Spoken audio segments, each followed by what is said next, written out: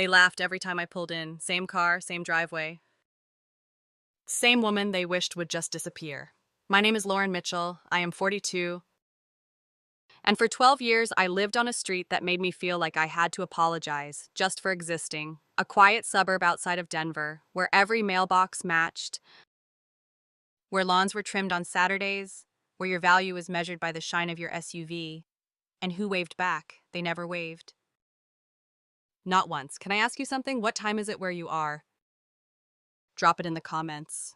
Because I want to believe someone out there is hearing this. Not just listening, but actually hearing. Back then, I had no one. They laughed when I parked my car. Not loud, not direct. Just enough to let me know, you do not belong here. And maybe I did not in their eyes. My car was old. Dust faded, mirror held on by tape, a vehicle no one else wanted, but it got me everywhere. It never quit, neither did I. I remember that first day. Hands trembling on the wheel, that house, it was mine, no cosigner. No backup, just years of saying no to what everyone else said yes to. He was already watching. One of the men across the street. Looks like she drove that thing straight out of 95, and they laughed. But it was not about the car. It was about me, cheap alone. Beneath them, I waved, every time. They never waved back, but I remembered. Every face, every yard sign that said kindness matters, while their eyes said the opposite. You ever feel like a stain on a white shirt? That was me. Every morning, sometimes I parked farther down, sometimes I left before sunrise. But they always saw and they always laughed. I worked 3 jobs. Office cleaning, gym towels, night payroll for a company barely scraping by. I reused everything, skipped every luxury, saved every cent. No vacations, no upgrades, no complaining. Because I was not performing, I was building, quietly. They thought my car defined me. I knew better. That car was tired, so was I. But it always showed up, so did I. They saw rust. I saw resilience, they heard noise, I heard endurance. They thought I was weak, because I never talked back, because I let them assume. But I was watching, I was remembering, and I was preparing. You ever save for so long? Your own dreams forget how to breathe? That was me. And the day that sign went up, house for sale, owner, desperate, I knew. I did not blink. I called, viewed. Signed, no loan, no terms. Cash. Because while they were laughing, I was working. And the day I pulled up in that same car, not in front of my home, but theirs, as the new owner, they did not laugh. They stared, silent, still, and small. And me, I turned off the engine, looked at the porch, and smiled, because that was just the beginning. They never had to say it, not out loud, because some messages are meant to be felt, not spoken. I felt it in every pause when I walked by, every smile that froze too quickly, every sentence that changed direction when I stepped into earshot. I was not part of their world, and they wanted me to remember that every single day. She is sweet, just not really one of us. She thought I was too far away to hear. She was wrong, and the man beside her, he laughed, like casual exclusion was something soft. But those words, they do not soften, they settle, right between your ribs, where your strength is supposed to live. I still remember gripping my car door, that same old taped-up car. Her voice floating in the air like it belonged, like I did not. I did not cry. I did not flinch. I got in, drove away, and whispered, "They do not even know me." But somewhere deep, I wondered if maybe they were right, not because I was less, but because I was different. They had clean driveways, I had cracks and oil stains, they drank wine on Fridays. I packed leftovers in reused containers. They had furniture that matched their Christmas lights. I had a folding chair my father left me. And they noticed every difference. You ever live somewhere that makes you apologize for breathing? That was me, apologizing, without words, without reason. Just existing too quietly. Eventually, they stopped hiding it. the way their eyes shifted to my mailbox, crooked, rusted, like it offended their property value. One time, a boy, 9 or 10, rode past my car and asked, "Why does your car look so sad?" His mother smiled, proud, like judgment was some cute family trait. And I wanted to say, "It looks that way because people like you make it feel that way," but I did not. I never did, because I was not there to fight. I was there to work, to save, to build. They called me the woman stuck in 1995 because I wore the same coat, used a flip phone, had no packages on my porch. What they did not know, that coat kept me warm, that phone still worked. And those missing boxes, that was money I still had. They called it frugal. Outdated, strange, I called it freedom. While they chased upgrades, I chased discipline. While they showed off credit, I stacked quiet victories. Every no I said to something small was a yes to something larger. They did not get it. They were never supposed to. Because people like that, they only value what they can count. And they counted me out too soon. One night at a block party, I heard, "She just lives small." And that one, that stung. Because I did live small, but not from fear, not from shame. I lived small, to grow something that could not be measured by square footage or matching patio sets.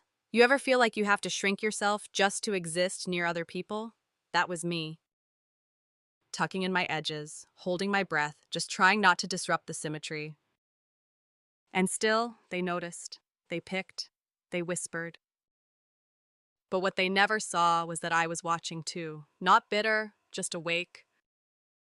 Not writing it down on paper, but somewhere deeper, where memory becomes motivation. They thought I was harmless. But I was documenting everything, their fake smiles, their secret debts, their borrowed confidence, and I held on to it like a seed. Waiting, because some of us, we do not need the spotlight. We just need the chance to bloom quietly, in a moment they cannot undo. They thought they knew me. They never even asked, but assumption is the cheapest kind of cruelty. And I was never cheap, so let them laugh. At my car, at my coat, at my absence, because I was not falling behind. I was preparing, and when the moment came, I would not explain. I would not correct. I would simply show up, with keys, with proof. And with the one thing they could never imitate, silence. Because silence was always my loudest move, and they were about to hear it. Whether they wanted to or not, they used to laugh at my car, not loudly, just enough to make sure I heard it. It did not shine, it did not glide. It rattled, it wheezed, it looked like it had given up trying to impress anyone, but it never gave up on me. That car showed up, even when I could barely get out of bed. It got me to double shifts, to job interviews I had no business getting, to grocery stores at midnight with $5 in my wallet. It took me everywhere I needed to go when no one else would. They saw rust. I saw resilience. They saw a joke. I saw a lifeline. One night, a neighbor with a drink in his hand asked, "You waiting for that thing to fall apart before buying a real car?" He smiled before I could answer. Because he did not care what I had to say. I smiled back. But inside I thought, this car has seen more of me than any of you ever will. It held my silence after bad news. It heard me whisper dreams I did not dare say out loud. It waded through rainstorms. And it never left. It was not just a car. It was a promise that I would keep moving no matter what. You hear people talk about leveling up? I did that. In the same old seat, with the same engine, the same $10 air freshener, no payments, no fear. While they upgraded their image, I upgraded my control because I did not need luxury. I needed leverage.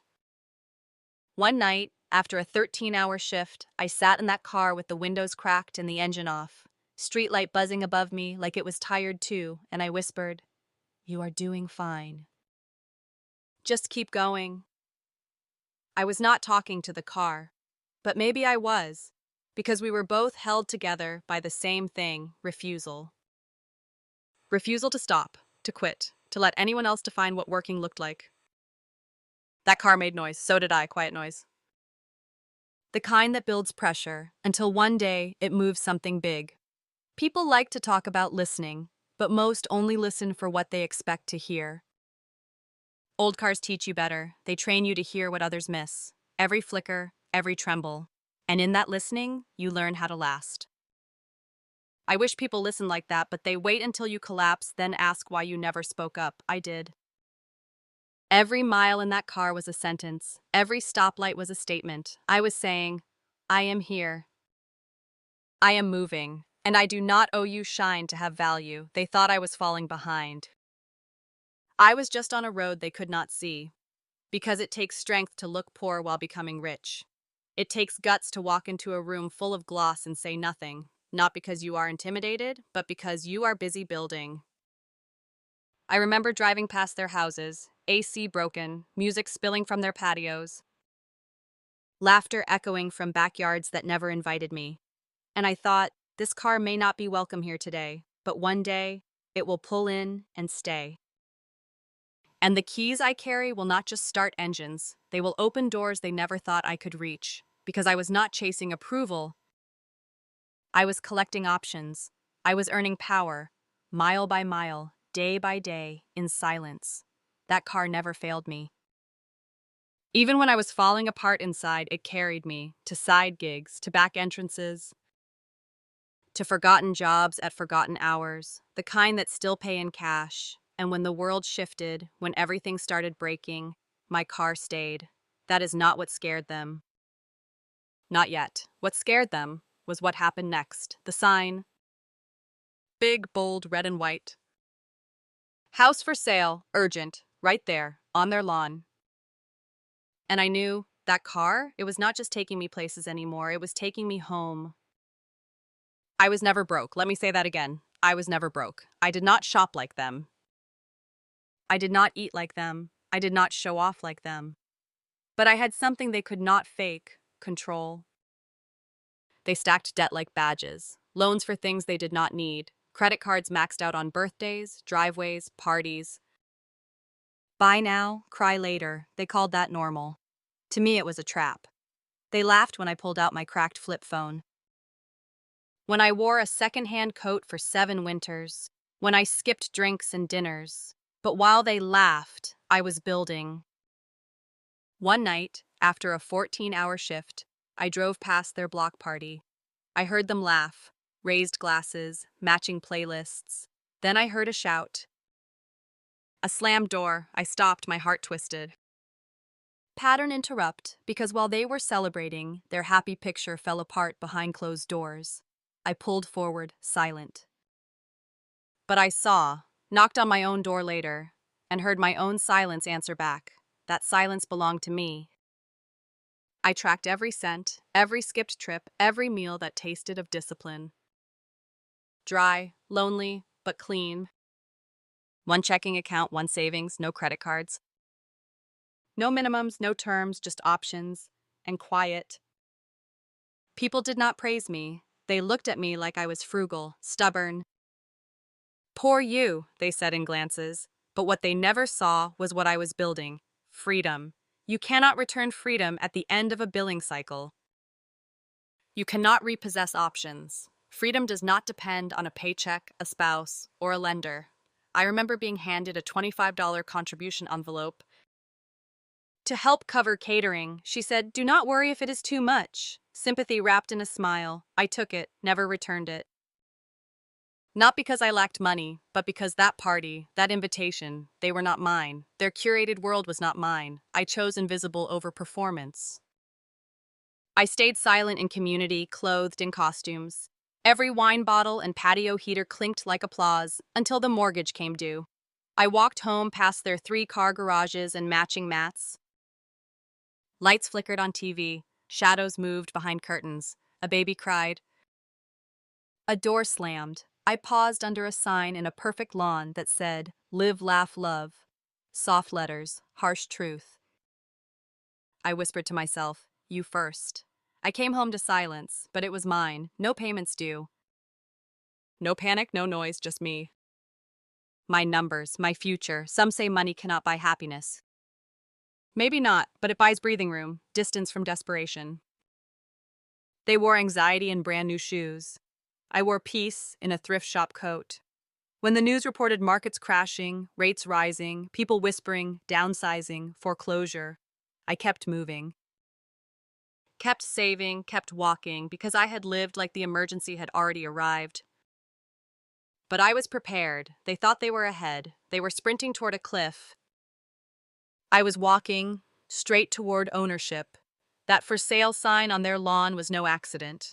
They were about to lose everything they borrowed. And I was about to buy everything I earned. No noise, no pride. Just a check and a quiet car. Punchline, they thought I was broke. But I was never broke. They never thought I could afford it. So imagine their faces when I called to buy it. In cash. I saw the sign on a Thursday, late morning. Clouds hanging low like the sky itself had questions, red and white, staked into a lawn that used to look down on me. For sale, price reduced, motivated seller. And just like that, the universe whispered, "It is time." I stood there, grocery bag in one hand, keys in the other. Still, not smiling, not gloating. Just watching, the couple who used to whisper when I passed, now whispering to each other on the porch, but different this time. Like they knew something was slipping, and it was. He looked away when the realtor called. She gripped the railing like it was holding her up. That was my signal, not a celebration. Not revenge, but alignment. I was not rising because they were falling. I was rising because I earned it. You know what growing up poor teaches you? To read signs no one else sees. Facial tension, the crack in a voice, the pause too long to be normal. That couple, they were not fine. They were pretending in high definition. The lawn was trimmed, the car was polished, but the desperation was leaking through the seams. And I was tired of holding back, so I walked inside, sat at my table, opened the same notebook where I had written every goal for 10 years, and added 3 words. This is it. My savings were ready. No loan. No approval needed, no waiting. Still, I hesitated. Because for 1 second I wondered if this made me cruel. But then I remembered. They never once asked if I had a story. They just judged the cover, the car, the shoes, the silence. So I picked up the phone, called the agent, and said, I saw the listing. I am ready to buy. Cash. Silence. Then sweetness. Fake warmth unwrapped like a gift for a different buyer. Cash. Oh, of course, we can absolutely show it today. Of course you can, because I was no longer the woman with the old car. I was leverage, I was liquidity, I was their exit. I drove that same dusty car across the street, parked in front of their home, let the engine sigh beneath my stillness. The house stared back at me, once full of laughter. Laughter not with me, but at me. Now, silent, waiting. The agent waved, smiled like I was royalty, like I always belonged here. Only now she could see it. And as I stepped inside, I whispered something I had never said out loud. This is not payback. This is power, reclaimed. Every skipped lunch, every reused coffee filter, every ignored invitation led me here, to this room. This light, this air, and yet, I was not done. Not yet. Because sometimes the final move is not just stepping in, but reminding them who is stepping out. What I did next was not expected, but it was mine, and it would rewrite everything they ever thought they knew about me. I did not need a mortgage, I needed a contract. That was the sentence I said, plain, flat. No pride, no apology. The agent blinked. Twice, as if her brain had to catch up. You are paying cash? I nodded. Handed her the folder, every document in order, proof of funds. Bank statements, identity, all of it. Her fingers trembled slightly as she flipped through the pages. She was trying to hide it. She failed. Because people like her, they do not expect people like me to be ready, to be organized, to be the one walking in with no questions, just the money. She looked up and smiled wider than before. That kind of smile money creates, polished. Immediate, too late. I had seen this smile before. On neighbors when someone drove a new car into the cul-de-sac. On parents when their children won something they could not pronounce. On people who only learned to respect when money taught them how. But I did not need her smile. I just needed her pen. She started talking, fast. About inspection waivers, early closings, owner disclosures. I listened, quiet, not because I did not understand, but because I understood too well. I had studied this process months ago. Late at night, while others watched shows and poured wine, I read housing laws. I watched real estate seminars for free. I took notes like my life depended on it. Because in many ways, it did. This was not just a house, it was a moment, a shift, a sentence that would rewrite the entire paragraph they had written me into. The seller was not home. I was glad. I did not want to see his face. I did not want him to see mine. Not yet. He would know soon enough. I signed initials, date, signature. Done. And just like that, 12 years of being overlooked folded into a signature. There was no champagne, no group photo, no big announcement. Just me, walking out of that house with a copy of the contract and the keys not yet in my hand, but already in my mind. The car was still waiting, still the same, still parked in the same place where they used to laugh. But today, no one laughed. They watched. From behind curtains, from kitchen windows, from their porches with coffee they no longer sipped. Some of them knew, some of them guessed, some of them simply stared. Because even if they did not know the details, they knew the shape of change, they could feel it, like thunder before the storm. Quiet, heavy, unstoppable. I opened my car door, sat down, let the silence settle. You ever sit in the same place but feel like the entire world shifted around you? That was me. Same seat, same engine, but now every mile behind me felt like armor. I had spent years watching others succeed loudly while I struggled quietly. Now I was succeeding quietly while they struggled in silence. That is the kind of symmetry you cannot buy. You can only earn it. Through restraint, through nights you do not cry even when you want to, through jobs you do not tell anyone about because they would never understand why you took them in the first place. This was not a victory, it was a correction, a quiet rebalancing of all the weight I had carried that was never mine to hold. But there was one thing left, something small, something selfish. I drove, slow, right past their houses. Windows rolled down, no music, just the sound of gravel under tired wheels and a car they used to mock, moving like it owned the road. Because today, it did, and so did I. I parked again. One house over, not mine, not yet.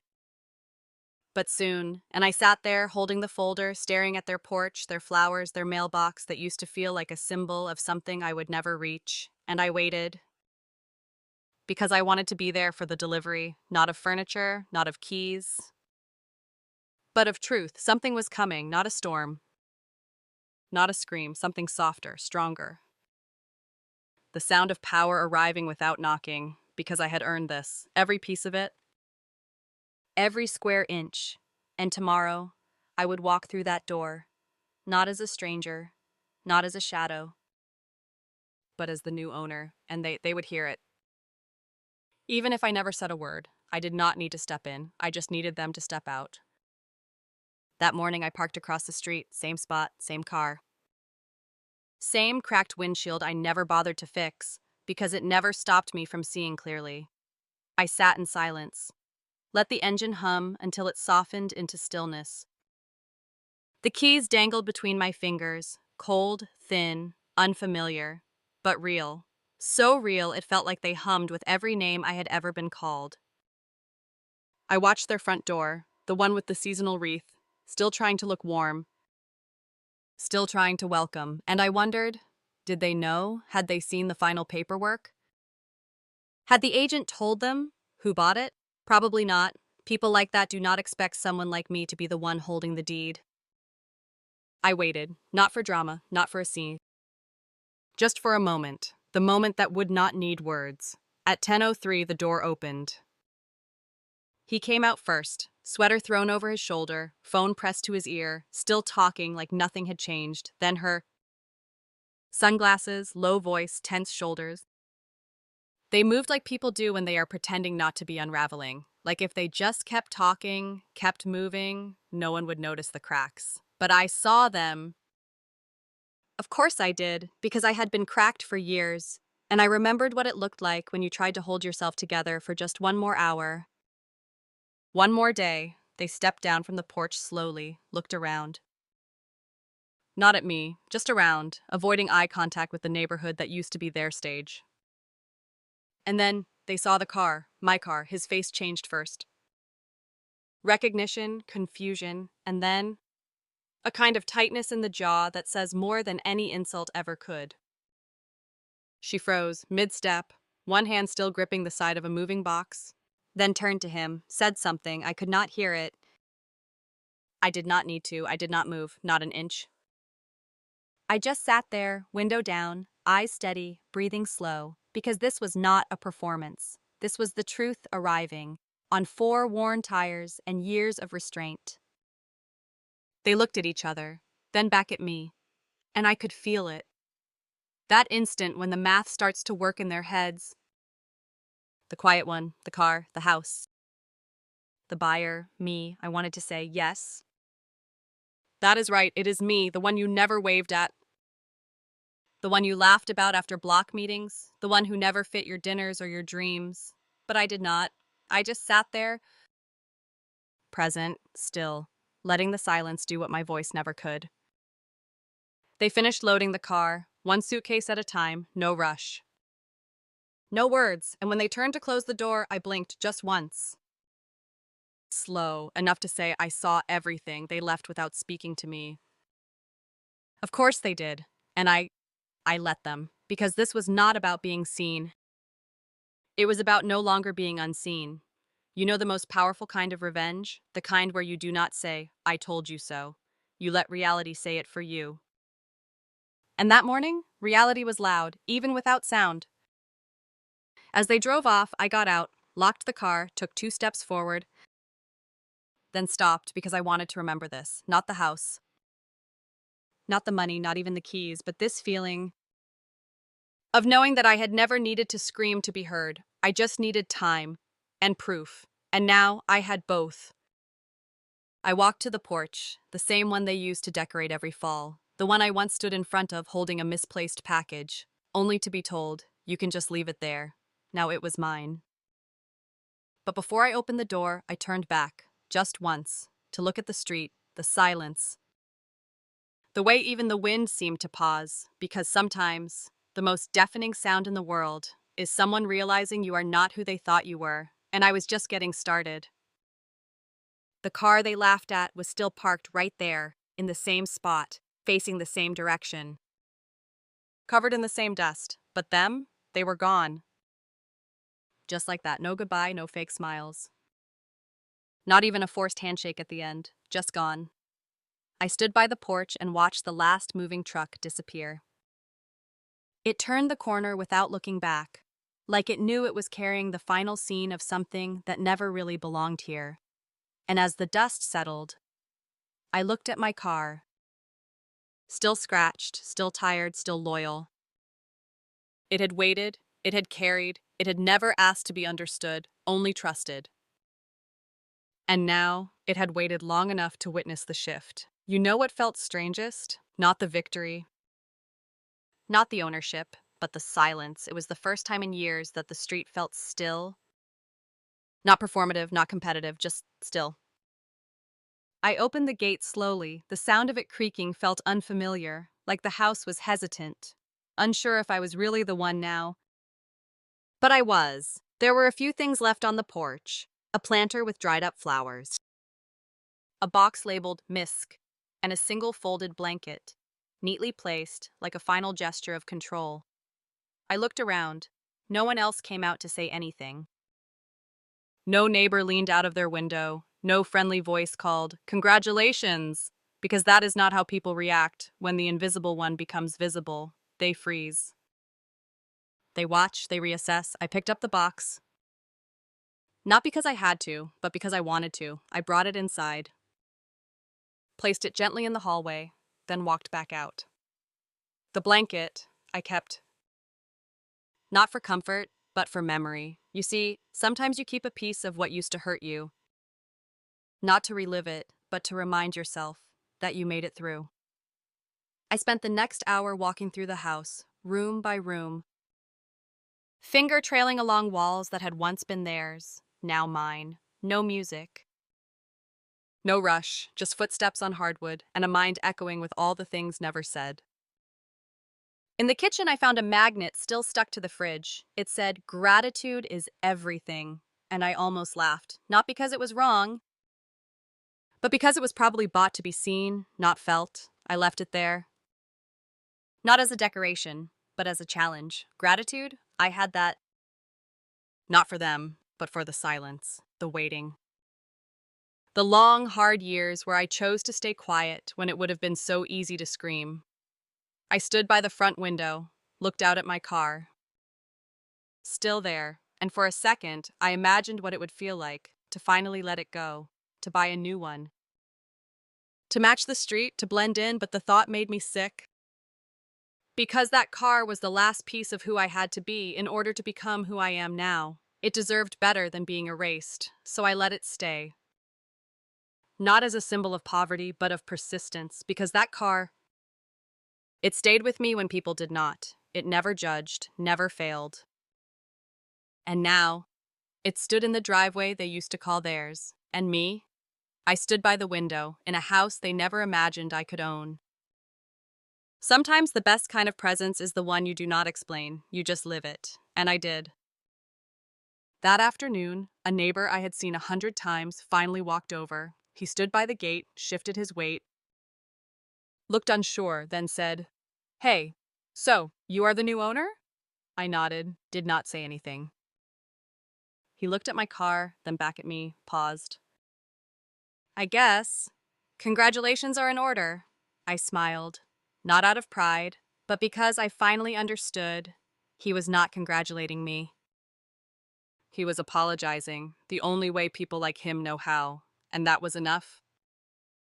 For now, because I was not here to collect apologies. I was here to occupy space. Space I had earned, in silence, in struggle, in full. But this was just the settling dust. There was more to come, and the next thing that happened, I never saw coming. I bought the house next door. The one where the lights were always too bright, where the music lasted too long, where the guest list never included me. That house, the one where I was never invited. Not once, not for barbecues, not for holiday parties. Not even for the small things, like borrowed sugar or borrowed time. You know what they used to say? She keeps to herself. But what they meant was, she does not belong here, so they never knocked.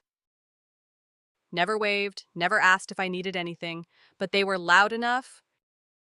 Loud in the way people are when they want to remind you, you are not welcome.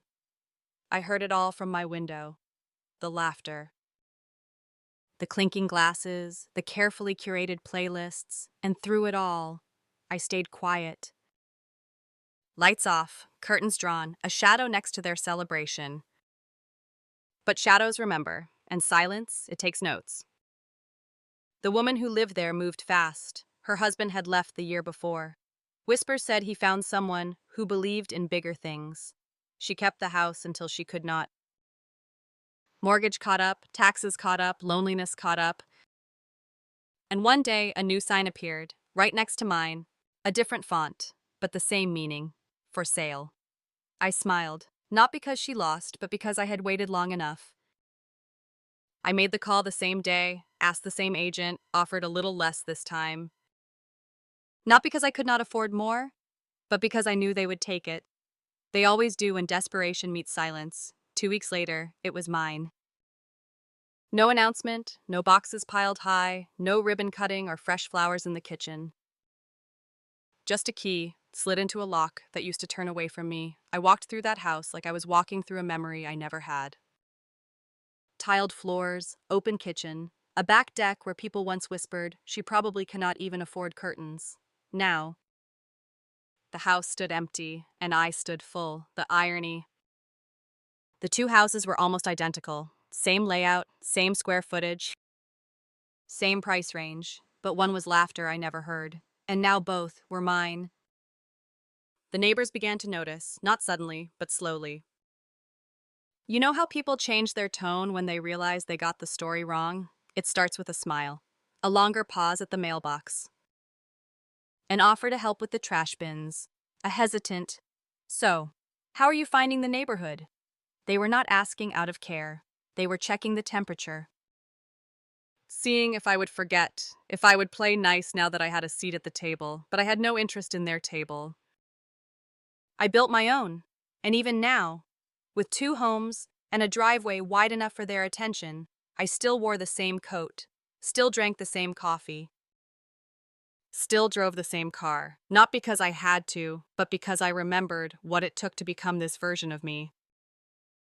And I had no intention of dressing it up to make them feel better about who I had been. One night, I sat on the porch of the second house, lights off, just the sound of night and my thoughts, and I remembered a voice. From a party years ago, floating through the hedges. She does not even have lawn chairs. Now I had 5, folded. Unused, stacked in the garage because I never needed chairs.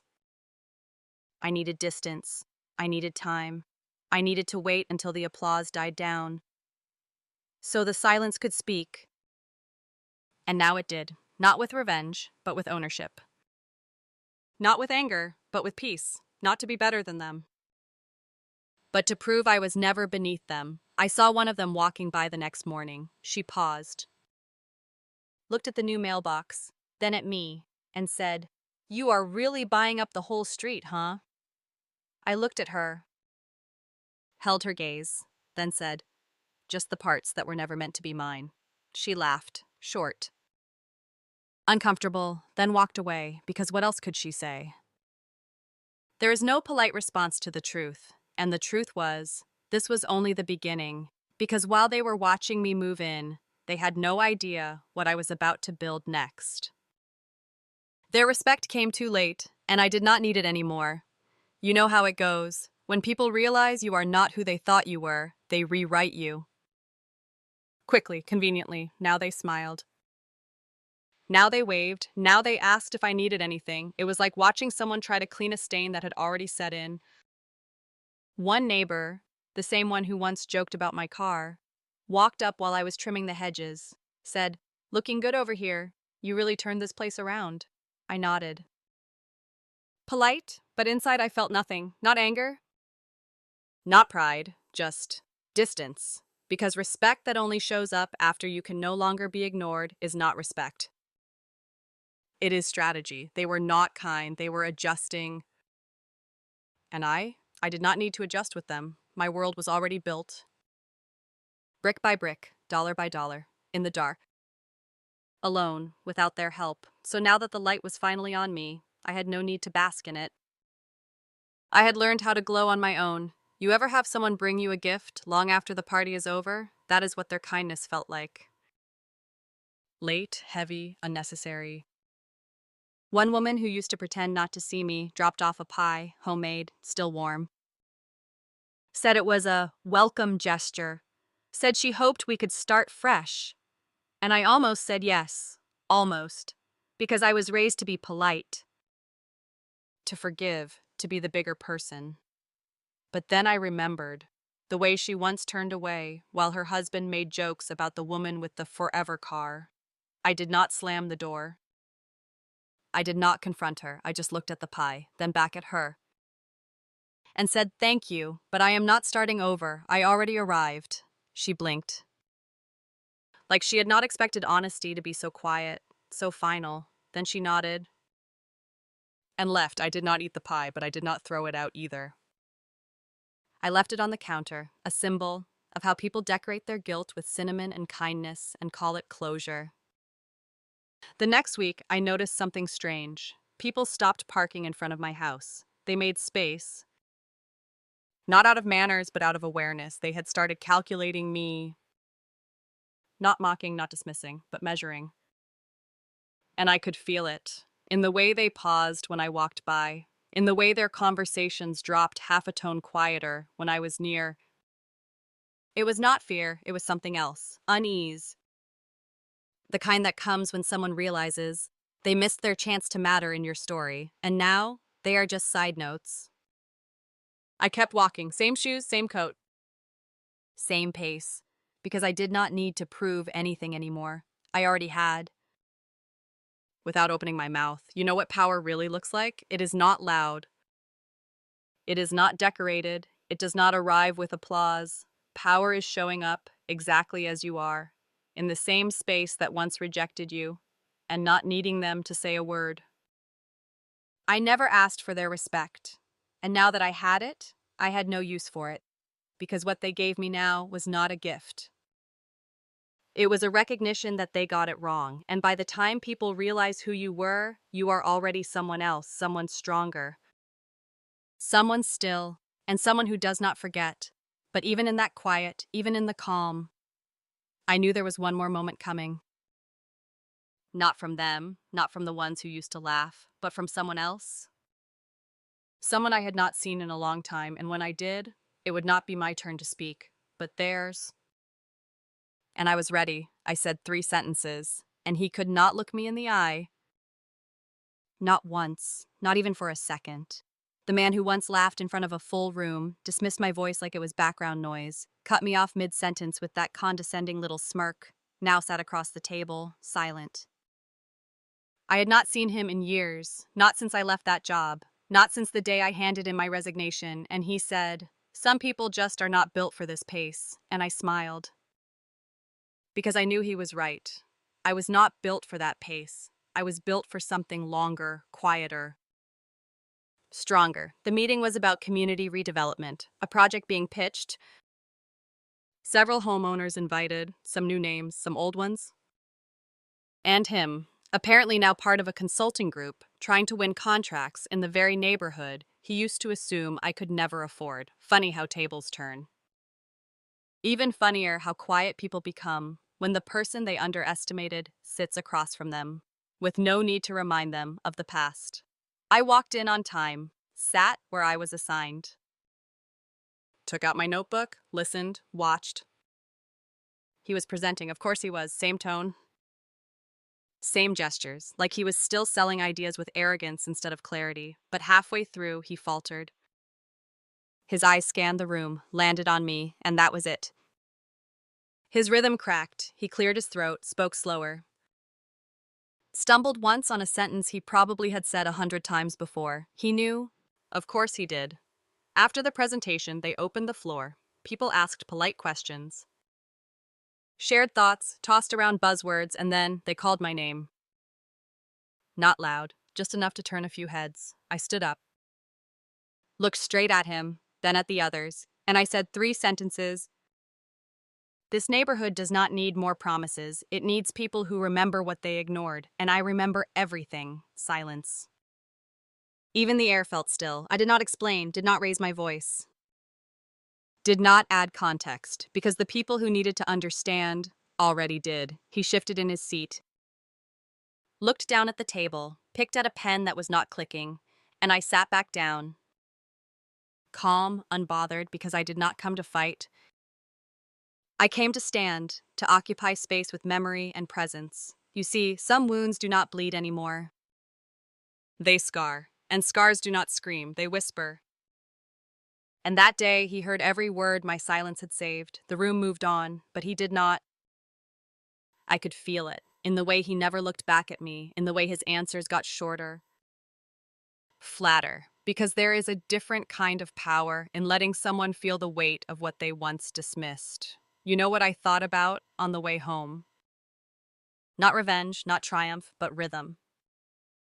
The rhythm of knowing when to stay quiet and when to speak, just once, with enough weight to collapse everything they built on top of you, and I had just done that, without needing to win the room. Without needing them to say I was right, because they felt it, and he knew. But what he did not know was that this was not the last room where my name would be called. I did not need to do anything. The truth spoke for me. Not in a headline, not in a dramatic reveal, just in a quiet shift. One of those moments where the air changes and people feel it before they understand it. It happened at a follow-up meeting, same room, same faces, same chairs, but this time the tone was different. There was a problem in the proposal. A number that did not add up, an assumption in the plan that did not sit right with the homeowners. They were looking for someone to speak up, someone with credibility, someone with calm, someone who had been listening the whole time. And without looking at me, they started turning toward me, like gravity knew what they would not say out loud. I felt it. That pull, not forced, not requested, but expected, and I had not said a word. The man who once led the presentation, he stayed silent, pen in hand, avoiding my eyes again, because he knew this was no longer his room, not by title, not by contract, but by presence. The committee turned and asked, "Would you be willing to review the plan with us directly?" Not because I demanded it, but because they realized I was the one they should have asked all along, and I nodded. Once. Nothing more, because when you hold the truth long enough, you learn. It does not need to be shouted. It arrives when it is ready. And when it does, everyone listens. I walked them through the plan, slowly, clearly, pointed out the gaps, suggested a better path. Nothing showy, nothing to humiliate anyone, but every word I said was rooted in experience, earned the hard way. They took notes, they nodded, they thanked me. Not out of obligation, but out of recognition. The woman next to me, one who once rolled her eyes when I asked a question years ago at a local event, now leaned in and whispered, "You should be leading this." And I smiled. But not because I agreed, because I knew. That moment was not about power. It was about clarity. When people finally see you clearly, you do not need to take up more space. You just need to stand still long enough for their illusions to fall apart. And that is what had happened here. The illusions were gone, the hierarchy had cracked, the silence had spoken. After the meeting, I walked out slowly. No rush, no congratulations. Just fresh air, and a sense of something settling that had been unbalanced for too long. One of the newer board members caught up to me in the parking lot, said, "Why did you never run for a position here?" I paused, then answered, "Because I never needed a title to fix what was broken." He nodded, looked at my car. Still there, still running, then said, "You remind me of my mother." She never said much either, but when she did, no one interrupted. I did not respond. I just opened the door, sat down, let the engine hum to life, because I knew I had said enough. More than enough. You see, there comes a point when the people who once questioned your worth start questioning their own judgment. And in that moment, you do not need to be loud. You just need to be undeniable. That was me. And this was only one room. Only one shift, but more was coming, and the next voice I would hear would not be theirs. It would be mine, clear, steady. No longer asking for space, just taking it. I still made coffee. Same routine, same chipped mug, same slow pour.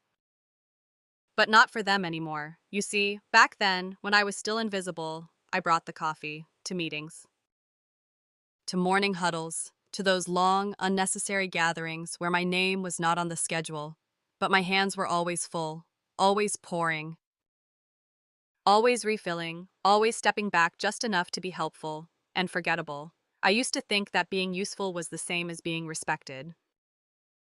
It was not. They drank what I brought and still looked past me. They sipped what I served and still doubted if I belonged in the room. Now I still make coffee, but it is for me. No one else, no silent expectation, no quiet offering to earn a seat. I sit on my own porch, steam curling into the morning air, and I drink every sip slowly, like I own the moment. Because I do. I earned this peace, not in grand gestures, but in every tiny decision they never noticed. The skipped meals, the odd jobs, the silence I swallowed when I should have screamed. The nights I chose discipline over distraction, it all led here. And now, the coffee tastes different. Not because of the beans, but because of the absence. No more glances that suggest I should be thankful to be in the room. No more backhanded compliments that sound like, you are smarter than you look. Just me, and the truth. Brewed slow. Served warm, owned completely. One morning, a woman from 3 houses down passed by. She used to host brunches, never once invited me. Now she waved, then paused, then walked back. "You are up early," she said. I smiled, sipped, said nothing. She looked at the mug in my hand, then down at her own empty hands, as if realizing she had nothing left to offer to a woman who no longer needed permission to sit still. "You always liked mornings?" she asked. And I finally spoke. "Yes, I just used to spend them trying not to be noticed." She looked at me for a moment, then nodded, like she wanted to say more, like there was a confession crawling up her throat. But she just said, "Well, nice to see you," then walked away. And I leaned back, let the silence return. Because sometimes, the real revenge is not what you say. It is the calm they can no longer shake. The version of you they no longer know how to talk to. I still make coffee, still fold my clothes the same way, still wipe the counters twice, out of habit. But something inside me stopped apologizing, stopped asking for room, stopped explaining the things I chose to keep simple. I used to think I needed a new car, new shoes, a new voice, to be seen. But I only needed one thing, to stop serving people who never tasted what I brought to the table. Now, I sit with myself, fully, proudly, quietly. And I ask myself, not what they think, but what I want. And for the first time, the answer does not involve shrinking or softening or staying small. The answer is forward and clear. And mine, because I may still be the one holding the mug, but I am not who they handed it to anymore.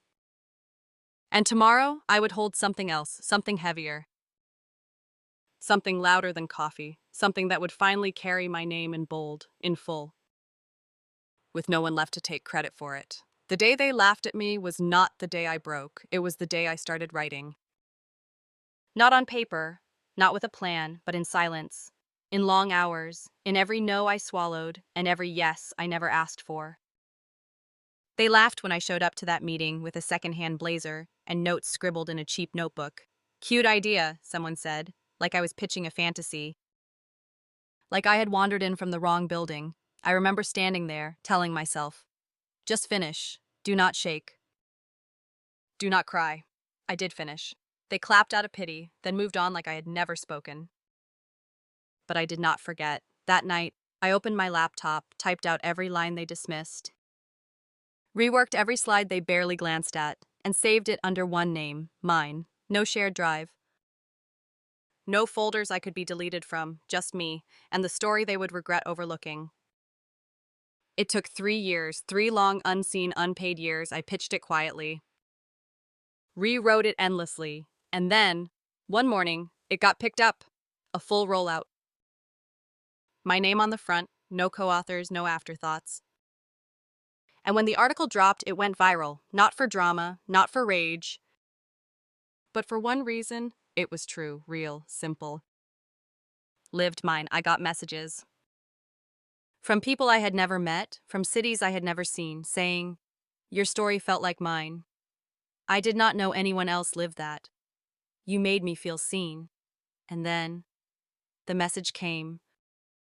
From her, the one who laughed the loudest in that meeting, the one who once said, "You are not exactly mine, what we're looking for." Now she was so impressed. She wanted to reconnect. She asked if we could collaborate. I did not answer. I just reread the message, then closed it, because closure does not come in replies. It comes in becoming the version of yourself they never believed in, and no longer needing them to see it. I made myself visible, not by shouting, but by building, quietly, consistently. With no one clapping, until they had no choice but to notice, I printed the article, framed it, not to hang, not to show off. Just to remind myself, the day they laughed was the day I began writing my ending, and I wrote it slowly, word by word, not with ink, but with memory, their laughter. It was the opening scene, but not the climax, not the resolution. Just a footnote. I am not angry anymore. I'm not trying to prove anything. I am just done shrinking to fit inside other people's jokes. And the best part, they still remember what they said. But they can never undo how I ended it. That is the thing about silence. It collects, it builds, and when it finally speaks, it writes in ways no one forgets. So I ask you, what were they laughing at in your life? What scene did they turn into a joke? And more importantly, have you started writing your ending yet? Have you ever been laughed at? Not because of something you said, but because of who you were. Not the clothes, not the job, just your existence. I was. They laughed at my car, at my silence. At the way I walked into a room like I did not belong, because they made sure I knew I didn't, but I stayed, I worked, I saved. I let their laughter echo in my mind until it no longer stung, it just marked time, and now they pretend they never said it. Never looked, never whispered, but I remember. And maybe, so do you. Maybe you are listening to this right now, at a time when the room feels cold, when your name is missing from the invite.